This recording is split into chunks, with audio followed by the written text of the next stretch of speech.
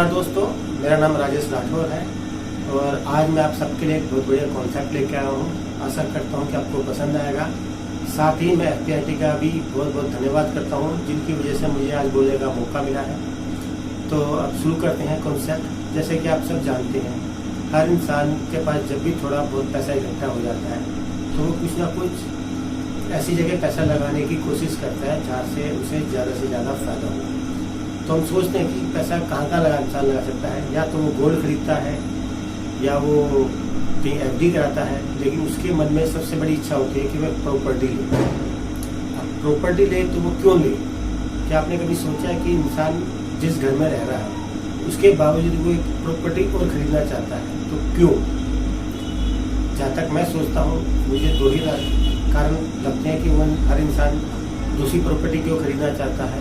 पहला कारण है कि उससे उसको एक रेंटल इनकम मिलती है और दूसरा कारण है कि उससे उसकी कीमत बढ़ने की संभावना रहती है।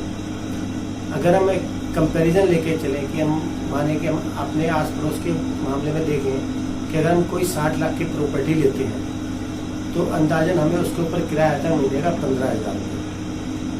लेकिन जो किराया 15,000 रुपये महीने का हमारे पास आता है, क्या उस बात की गारंटी है कि वो 12 के 12 महीने किराया आएगा? क्या वो किराया टैक्स फ्री है? क्या उसमें कोई टेंशन नहीं है? ऐसा नहीं है दोस्तों। जब भी हम कोई प्रॉपर्टी किराए पे चढ़ाते हैं तो उसके अंदर हमें अपना इन्वॉल्वमेंट रखनी पड़ती है। किराएदार का ध्यान रखना पड़ता है कि कहीं कोई गलत आदमी तो नहीं आ गया, कहीं कोई कब्जा तो नहीं कर लिया। दूसरा, कई बार ऐसा भी होता है कि किराएदार नहीं मिला और हर 11 महीने में हम किराएदार अगर चेंज भी करते हैं तो हमें डीलर को हमें उसकी कमीशन भी देनी पड़ती है। साथ ही जैसा माहौल आजकल आपको चल रहा है, क्या आपको लगता है कि आने वाले टाइम में प्रॉपर्टी की कीमत जैसी पहले के टाइम में बढ़ा करती थी आगे बढ़ेगी? मेरे को तो नहीं लगता कि ऐसी बढ़ेगी। उसी के ऊपर मैं आपको अपना कॉन्सेप्ट बता रहा हूँ कि अगर आप कोई 60 लाख की प्रॉपर्टी खरीदते हो और अगर आपके पास वो पैसा नहीं है तो आप क्या करोगे प्रॉपर्टी खरीदने के लिए? जाहिर सी बात है कि आप लोन लोगे। अगर आप 60 लाख का लोन लेते हो तो उसकी महीने की अप्रोक्सीमेट आती है 15 साल के लिए 60,000। अगर आप उसमें से 15,000 रुपये किराया घटा दो तो आपके हाथ में कितना आया? 45,000 रुपये।